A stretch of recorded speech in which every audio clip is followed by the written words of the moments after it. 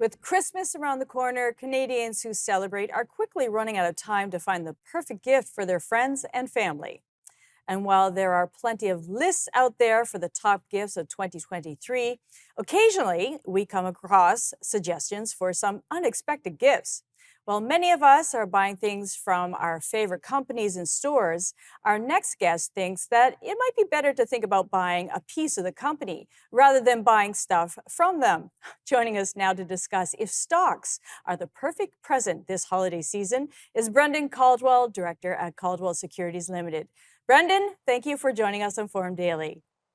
Thank you, Julie, and Merry Christmas. Merry Christmas. Investors have a lot on their minds right now. One of them is Christmas shopping. Brendan, you believe that instead of buying someone a gift card or gifts, to purchase stocks in a company instead. Is this a better option? Yeah, I certainly can be. My dad and I were talking just over lunch today. He and I helped. We worked together at my school to help build an Apple II clone. I think it had 64K of random access memory of RAM back in the early 80s. And he was reflecting on the fact that, well, if we were building an Apple II, maybe we should have just bought some Apple stock, because that would have done so much better, even with all the ups and downs over the last 40 years. So I have a number of my clients. I mean, for my own kids, we bought them Disney shares. I even got the certificates framed a number of years back. Probably should have bought more. And I've got a number of my clients for their adult or semi-adult children. I think it's a question of teach a person to fish. You feed them for a lifetime. They're getting them to open investment accounts with a view to getting them at least started in the thought process around putting money away and saving it for the future. So, how about what we can do for charities this year? I've heard you speak about gifting securities to charities.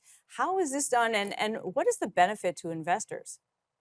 Oh, I think it's a great thing for the charities and for the investors, because whether it's a mutual fund or a stock, one can donate the shares of public companies or mutual funds to a charity. And if it's a company where you have a great big capital gain in, so let's say you bought it for $10,000 and it's now worth $100,000, you want to donate that $100,000 to the charity, you get the tax receipt if you donate the shares in kind, that is just as shares, to the charity, and you get the tax receipt for the full amount, but you don't have to pay any capital gains tax. So shares you bought for $10,000, you can donate for $100,000, get a $100,000 charitable contribution credit, and benefit the charity by that much. We do this a lot, particularly this time of year, for churches, charities, foundations, and it's a very important way for them to build their endowments.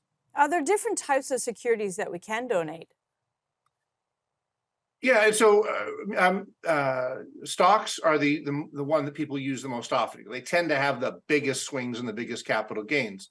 And it can be a junior mining company or a major tech company. As long as it's a listed stock, you can do that fairly easily.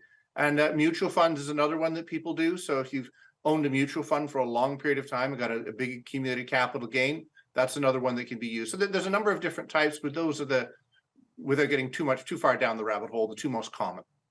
What about tax loss selling? Is this the time to plan your portfolio for the end of the year? Yes, but I think you can go both ways on that, in that if you have stocks that you've seen big losses in, it's not uncommon for investors to want to take losses at the end of the year so they can write them off against any gains. So they tend to, stocks that he who has not, even what he has will be taken away from him, as somebody once said. So stocks that have done badly through the year tend to do worse in December, and stocks that have done well tend to do worse in January, because people want to take all their capital losses in December and not harvest their capital gains to January. So people might want to take their capital losses now, but they might also want to look at buying some of these stocks. As it's a company you've really wanted to own that's done badly in 2023, you'll probably see it underperform this month, and sometime between now and the year might be a very good time to invest, to pick it up, because those stocks tend to, once all the sellers are gone, bounce fairly significantly in January. Wow, lots to think about. Thanks so much for your time today. Thank you, Julie. Merry Christmas.